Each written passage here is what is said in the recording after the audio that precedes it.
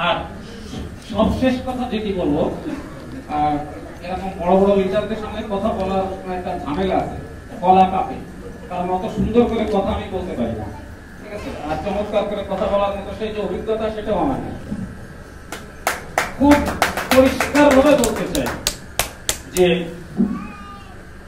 DXN এর মাধ্যমে আলাউদ্দিন সুমন যদি পারে, ইয়াসউদ্দিন ফরাজি যদি পারে, আলী নূর যদি পারে, হাবিবুর রহমান যদি পারে, শামীম হাসান কেন পারবে না?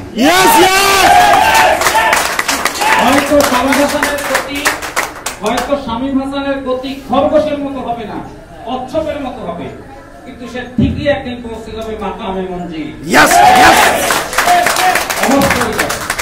শুধুমাত্র আল্লাহর কাছে এইটুকু বলি, তুমি আমার আইনটা রেখো, কারণ আগামীকালকে আমি মরে যাবো কিনা জানি না, কিন্তু আল্লাহ যদি বাঁচায়